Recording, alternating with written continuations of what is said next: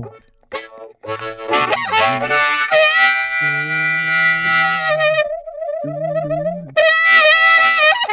hi there. Welcome, everybody. Good to be here. Good to be back. Well, we call this reprogrammed, don't we? Reprogrammed. Everybody can be reprogrammed. You can learn new things. You can learn to challenge your old thinking. And I like to challenge my thinking with a fellow who challenges my thinking every day. He's my mentor. He is a media legend in this beautiful country of ours. He is an Emmy winner. He is, more importantly, my friend. Please welcome back from the Charles Adler podcast, Mr. Charles Adler. Charles. And I'm Charles Adler, and I just want people to know that because I have challenged your thinking, I've tried to put some discipline in you. And although I'm not a liberal, I am like a liberal in terms of telling people how to speak. So I've changed some of your language around, and I've eliminated some of your topics. And folks, I just want to report that Dean Blundell, because of my mentoring, will not attack, repeat, not attack people who live in rural Western Canada and people who go to church. Okay, so he will not attack Christians or rural Western Canadians because of the yeoman service that I do for this country. That's right. That's right. That man right there, who, by the way, has never looked better, has taught me the value of shutting the F up over certain things in the past 3 to 6 months. And I couldn't be more grateful for the education. It's really nice to have you on the program, sir. Listen, I get that you were personally abused by eagles and bears in the woods of Western Canada. Yes. And I get the fact that, church works out for a lot of people. For you, not so much. No. But we're going to park all that stuff because people have a core. They've got core values. They've got core beliefs. Yeah. And the attempt here is to, I'll say it, this may sound controversial to some people. The idea here is to entertain people. Yes, we entertain people with knowledge. Yes. We inspire them. We try to keep it at a certain level. But the idea here is not to make people feel badly about who they are and where they're from. Correct. Unless, of course, you shot up City Hall yesterday in Edmonton. I had a feeling you'd go there. Edmonton is not in rural Canada. It's a city. No.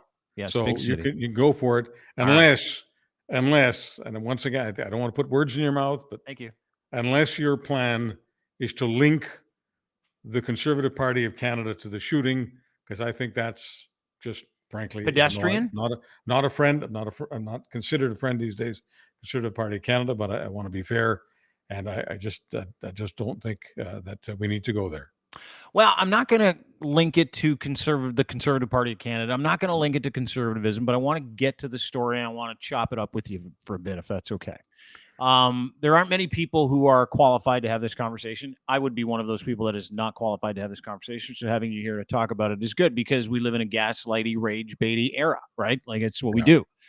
But yesterday something happened that is worth talking about. And what happened that was worth talking about is a gentleman who was a security guard walked into Edmonton City Hall after posting his manifesto. I'm going to bring this story up so everybody can have a look at it. And tensions are high in this country. Political tensions are high. As we know, people are fed certain information. Depending on what you believe, you become enraged, and then you decide to go and do something or join a group, whatever the situation is. And I want to bring this up because I think it's worth talking about, and I want to put it to you because you have the ability to kind of understand this more than us. Gentleman's name was Bezani Savar. I said he was a confused domestic terrorist. And what he did was he went into Edmonton City Hall after posting this video. I'll play it for people in a second, and shot it up. Chief Dale McPhee said the Edmonton Police Service received a call about shots fired at City Hall 10:25 a.m. yesterday. This is a big deal. Arrived within minutes. A man was arrested. No injuries, no casualties. There's a video of him laying one of his weapons down. You can see he shot through a glass door or wall at Edmonton City Hall. McPhee said the suspect came into City Hall through the parkade, walked through the hall with a firearm, firing shots, shattering glass, mostly on the second floor. This particular individual classified as heavily armed, he said, adding to the suspect had incendiary devices described as Molotov cocktails. There was some fire damage near an elevator. A local security guard in the building, actually, who wasn't packing heat, took him down. And, the gentleman in question has released this video, and I want to play the video, and then we'll get to it. Because the video is pretty intense, and it's intense, and it's got some keywords, and those keywords are part of rhetoric, which are in the political, social media ecosystem. So let's break those down in just a second. Here's the video himself. This is a gentleman named Bizani Savar. Bizani Savar is now in custody. He was taken down without any shots fired. Here's the manifesto he posted prior to the actual shooting yesterday. Assalamu alaikum, brothers and sisters. Before I do my mission, I want you all to know that I am not a psychopath. I do not believe in bloodshed. I am not one of these monsters that hurt children, that hurt innocents, and that promote wars or the civilization of our society. I'm just tired of seeing the tyranny and corruption taking over our society and our lives. Good, honest, and God-fearing men and women must be our doctors, law enforcement, diplomats, politicians, and teachers that rise up against this wokeism disease that's leading our generation into deception. We need good men and women in all workforces to promote a pro-human life. We need to rise up against this inflation, housing crisis, the unrest that's happening between us because of multiculturalism, due to religion, race, and all that stuff. This needs to come to an end with one another. Or anything or anyone that leads us into destruction, we must rise and put a stop into it. Our leaders, officials, and anybody that has hands into this corruption, into this genocide that's going on in Gaza and throughout the world, anybody that is destabilizing other countries, hurting their community, should feel ashamed of themselves. And inshallah, we will rise against you guys and we'll put you on trial. As immigrants, we must understand that we are part of this agenda. We're not here for no reason. This is a man-made war. This is a man-made immigration crisis that we're all here. But instead of hate and anger in our hearts, we must spread love, respect one another, show honesty with one another, and promote pro-life and work with one another to build our economy, our country, and promote strong and pro-human life. We must respect the Canadians' laws, and we must stand with the owners of this land and Canadians shoulders to shoulder to fight racism, to fight this inflation, to fight this rising of costs, to fight our tax money going into this genocide that's going into all this wars, to weapons that's destroying all these countries. We must all stand united and fight this off and promote a healthy social life, healthy health system, healthy education.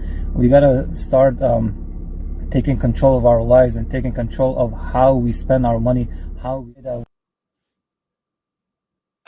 I mean, you got another minute 37. It's just more of him morphing from, unwell to emotionally damaged to wokeism to pro-life. And then he comes right around and he sounds like Hal from Body Break at the end, where he's like, we got to eat healthy food. So I'll save you the painful oratory of a guy who decided to do the exact opposite of what he said in the video, but I want your thoughts. Well, I think the guy's got like so many of these lone wolves, he's got a scrambled eggs problem. I mean, he says that he wants people to respect Canadian law. It's not lawful to go into a public building with Molotov cocktails and other firearms. I mean, obviously. Is he repeating a bunch of nonsense that he can pick up on websites from, let's call it, right of center organizations everywhere in the world, blaming whatever on woke ideology? I mean, that's what these people do. Unfortunately, they live isolated lives, and I guess the nice term that's used is radicalized, which I guess is nicer than saying effed up. But he's a messed up guy, and he's been radicalized likely on the web, and he's repeating a lot of nonsense and trying to justify what he's about to do. We should be grateful to the security guard, the real security guard who took him down, because God knows what could have happened, what might have happened had this guy fulfilled what he calls his mission. Yeah. Okay. So I know he's got scrambled eggs. Clear, right? He's back and forth. He's vacillating between like love and hate, and then he, protect Canadian laws. I want to get to some keywords that I wrote down. I want your thoughts on these because I've heard this stuff before. We all have, and I'm trying to play within your rules, Chuck. Well, I respect Canadian law, and I refuse to get into defamation against any organization, because it doesn't matter whether my politics may be not on track with the Conservative Party. Nothing to do with that. I'm just not going to I'm just not going to libel or defame an organization and blame them for something that was an act of that could have become an act of terrorism. So I just not going there. That's unlawful, and I'm not going to participate in unlawful behavior publicly or privately. Totally get it. But we've heard this rhetoric before. Wokeism disease. Yeah. So he's citing wokeism's disease as his reasoning for doing this. Yeah. Lawyers, doctors, cops should rise up with us, right? Again, wokeism disease, rise up. Wants pro-life. He's going to go in there and shoot it up for pro-life. He's going to go shoot it up there for inflation, religion, respect for Canadian laws, to fight racism and to fight genocide. A little comment about Gaza in there. So there's some anti-Semitism that's kind of baked into that. How do you look at that? The narrative that's going around, and I happen to think it's a good narrative to talk about, is, there are some people that are in the atmosphere politically, socially, influence-wise, that blame wokeism for their personal situation. And you have incels who blame women for their desire to kill women.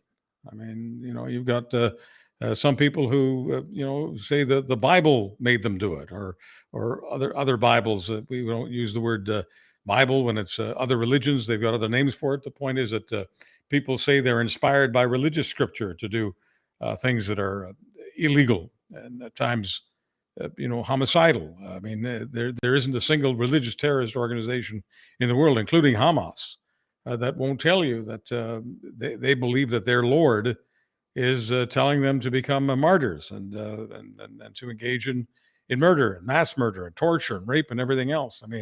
I don't know personally how constructive it is to try to unscramble someone's scrambled eggs. The only thing I can say that I can, bet the ranch on is that he has been leading likely an isolated life, and he's looking at a lot of social media, and he thinks that on these social media sites he has found a cause larger than himself, and he's fighting for some kind of cause and calling it a mission. I don't know what else. But that cause is to end. Well, the cause to him is to end wokeism, and wokeism is responsible for all the things that get repeated in the atmosphere of the political arena, right? Which is, hey, how do we convince people? And you and I have talked about this many times when it comes to messaging, and I'm not pinning this on any one person or any party. Yeah. When it comes to the messaging that we see on a daily basis of, the woke left agenda, the woke this, the woke disease, the woke mind virus, that gentleman convinced has caused all the chaos that we see, which is messaging that is hammered home time and time and time and time again. But I believe, call me naive, call me idealistic, call me whatever you want, call me Chuck, call me the Truth Wolverine. I believe that if it wasn't woke ideology or the woke disease that he was blaming for all this, he'd still be on the web and he'd be repeating other slogans and other phrases that are on the web. So, it's not the hatred of wokeism that is making him potentially, I'm going to be careful with my language here, he's accused, he's not convicted, but it's not woke ideology or wokeism or all this. I don't believe that's what's driving him to create mayhem or to try to create mayhem in that at the Edmonton City Hall. If there are other slogans on the web, he'd be using other slogans. It's not that. I don't think it's the slogan. I don't think it's the perception of woke ideology that is making him go crazy. But isn't it the constant rhetoric that is tied to every? Because listen, I'll tell you how I see it. Okay, right. And I'm not bringing up names and I'm bringing up parties. Yeah, I'll tell you how I see it. Is everything he said hinged on what he was there for, which was this wokeism disease. Yeah. And every single political message that is sent out using woke as a pejorative is sent out directed at individuals about how unhappy they are with their lives. And the reason that they should be angry is because Canada is a woke mess. Inflation is the responsibility of the woke. All the things that he was mad about, doctors, lawyers, it's because, the wokes are making same thing. And can we not sit, because I can, I don't know if you can, I can sit here and go, I find it very interesting that the red hot rhetoric around authoritarian messaging, that progressives are the problem and wokeism is a disease, and it's responsible for the fact that that guy can't buy a car, that guy can't buy a house, that guy can't afford this, that guy can't afford that, and he wants to end racism and he blames wokeism. Well, that has been drilled into our heads for years now. And I'm not saying party. I mean, that whole MAGA thing, the whole ideology that, hey, those guys are to blame for your unhappiness. And listen, in a political cycle, that is what people do. And I get that. But are we not experiencing the promise of that rhetoric in that event? Dean, I'll be the first to tell you that the rhetoric, and I've said this right from the beginning, that he's reading right-wing websites, and right-wing websites are radicalizing him. Yeah. My only issue right from the beginning here is I do not want to blame a particular political party for his radicalization. I don't know whether he's on the sites of that political party. Frankly, that political party's sites are pretty damn boring. There are a bunch of American sites and a bunch of sites from all over the world who, that contain those kinds of slogans that are far more vivid, that are far more incendiary than anything the Conservative Party of Canada has ever put together. So as long as you're not trying to, and you can do it on your own anytime you want, but as long as I'm part of the podcast, I am simply not going to sign off on the idea that a Canadian political party, specifically because it has an anti-woke agenda and a right-of-center agenda, that particular party is responsible for what nearly happened in Edmonton. I don't think any political party is responsible for any stochastic act. I don't. I think that... Tell folks what you mean by stochastic, meaning an event that is caused by ramping up rhetoric. Like, there's a term people see that gets tossed around called stochastic terrorism. It's when, you keep telling somebody that this is the way it is, this is the way it is, this is the way it is. And then they're like, you know what it is? I got a gun. I'm going to go to City Hall. I'm going to go shoot them up, bang, bang. And we'll see what happens because I'm so mad because these guys have convinced me this is the way it is, right? Yeah. Works on the progressive side too. Right? You've got lots of people. So listen, I get that we're having a cross-section conversation here about how and why this is happening in this country. And I get that there are more things, and we are in a borderless information society. I get that. I'm not saying that this guy consumed Canadian conservative politics. I'm not saying this guy has been on, the Conservative Party of Canada website or is a UCP dude. What I'm saying is the rhetoric that we've seen from the right, far right, has melted people's brains, and you can make an argument that is also on the same, because if you look at what happened in Tennessee with that trans shooting where the trans gentleman went to go and shoot a bunch of people at a school, if you remember the Christian school, if you remember that, you can make an argument that rhetoric on both sides has driven people crazy enough to take up arms. You really, really could. This is just happening in Canada. I'm not living under a rock. Radical rhetoric, whether it's Islamic fundamentalism, Christian fundamentalism, and all of the fundamentalism, I call it MAGA fundamentalism, is influencing millions of people all over the world. And there is a sliver of the population that is scrambled, that has mental illness, let's call it what it is. And some of them, a tiny percentage of people who are mentally ill may want to take their guns to town. And I'm not trying to downplay it. No, that's a fact of life. We've been dealing with this for many years. We're going to continue to deal with it. TikTok, made in China, TikTok. A lot of people have fun with TikTok. Most of TikTok is fun, but every now and then the Chinese send messages that they want to use to disrupt life around the world. And one of the messages that they like to send is Osama bin Laden's message. And so we have polling indicating, certainly in the United States, is a now significant percentage of the youth population, people under the age of 18, who think that Osama bin Laden was right in attacking the trade towers. Okay. And that's because of propaganda that's coming from China designed to create as much chaos as possible. So is TikTok, is that platform radicalizing some people? You bet it is. Oh, dude, yeah, social media, TikTok, everything is used to gear to people, the algorithms, the content, everything is. And you bring up a good point. And if you zoom out from this incident, right, that is really charged by political rhetoric, misinformation, disinformation. You said something earlier, and I wanted to ask you this question. As a veteran broadcaster, as a veteran news guy, as a political guy, as a guy who's been in planning rooms, communication rooms, more rooms, what's happening today on both sides of the table with conservatives and liberals? Because if it's me and I'm part of one of these parties and someone's going to hang this one on me like I did this morning, and I hung it on Pierre. I really did, and I'm not ashamed to say it, because it's just how I feel, and that is my opinion, and that was an opinion piece.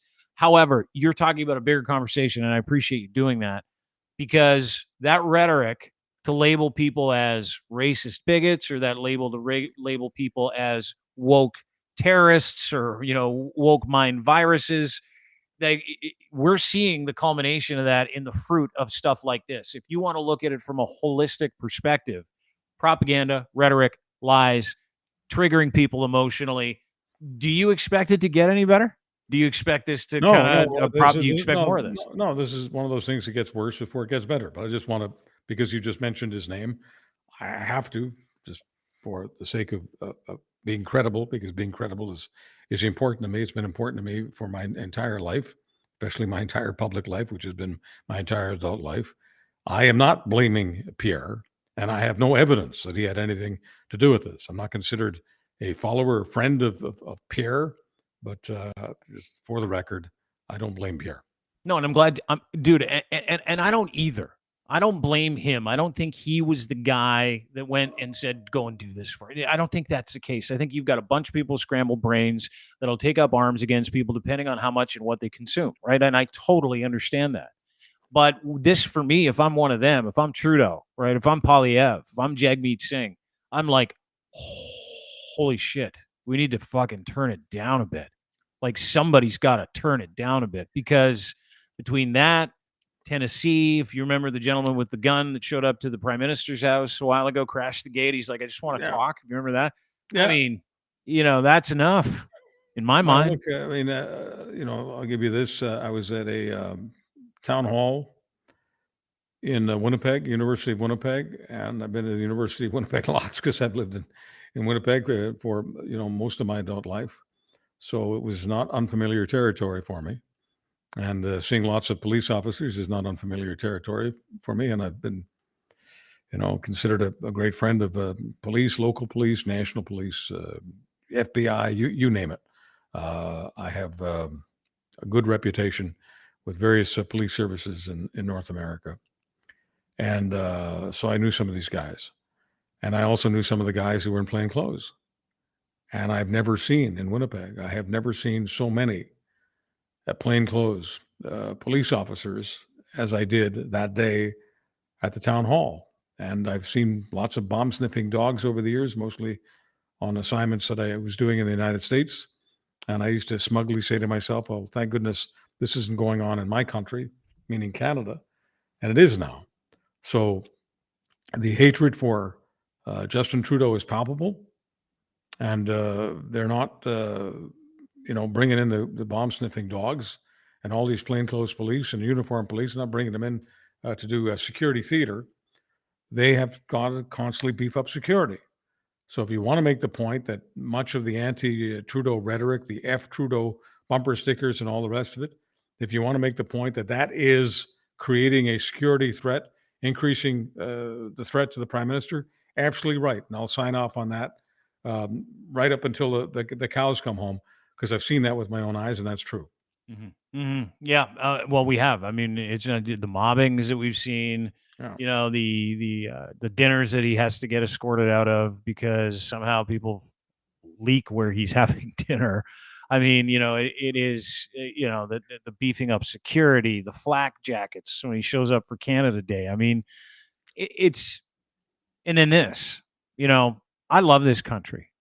I really do, and I think a lot of people think we're in this for gotcha moments. We're in this to be right. And I'm not. I don't want to be in this to be right about this.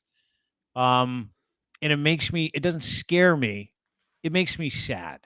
It makes me sad I love the country too, and it wouldn't matter to me whether it's Pierre Poilievre that has to wear the flak jacket and security's beefed up for him, or Jagmeet Singh, or anyone else. As a Canadian, I'm embarrassed about it. Mm-hmm. I'm ashamed of it. I know how to message. I know how to drive rhetoric. I know where the lines are. I know how to win. I know how to win by bashing the hell out of my opponent. I know how to do that. But the language that's being used is being overused. It's being amped up, jacked up unnecessarily.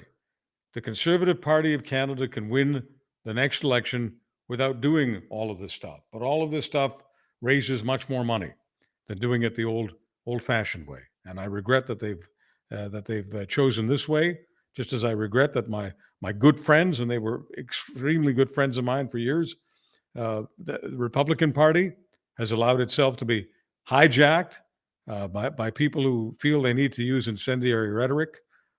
Democracy doesn't need it. They don't need it in the States. We don't need it here. And I'm ashamed of so many of my fellow conservatives and former conservatives who feel that this is the only way to beat the libs. It's not the only way to beat the libs. And in the end, they're beating themselves and destroying their own brands by using the inflammatory stuff they're doing. Yeah. And you know what? A lack of respect, it's not sustainable. Anger isn't. It's good for a season, I think, for some people. But more honest talk with Charles Adler, who helps right side me on a daily basis. It's funny because I can come out of the chute pretty hot sometimes over these things. And I posted that thing about PP today, and I'm like, I wonder what Charles is going to say. I don't even need to ask you. But, you are my conscience and the conscience of many people when it comes to things like this, to help us kind of see the light and not jump in with both feet and get too crazy.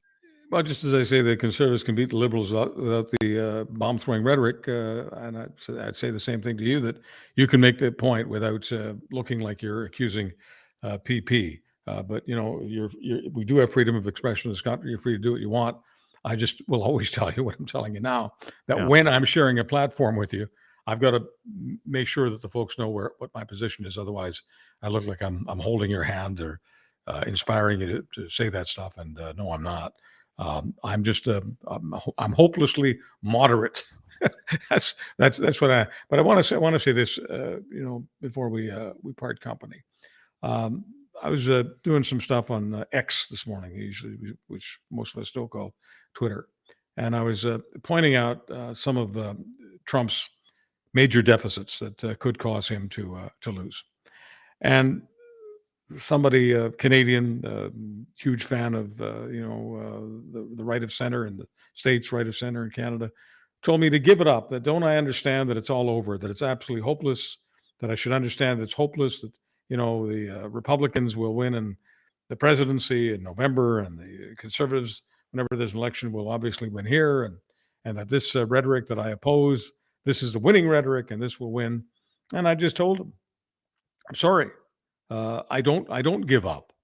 There's no give up in my DNA, and the reason there's no give up in my DNA is because in my lifetime, everybody I knew who was manipulating other people, whether they were manipulating one person or millions of people, but everybody who manipulated through fear was a loser. Yes, I knew many of them who made millions of dollars doing it. I understand that. So financially, some of them may have been winners, but morally, they were bankrupt. And so I believe that in the end, no matter what country we're talking about, hope beats the hell out of fear. And I root for hope every day, not fear. With that, this has been Reprogrammed. My name is Dean Blundell. And I'm Charles Adler, and I love you. I do too. Have a wonderful day, everybody. Thanks for watching.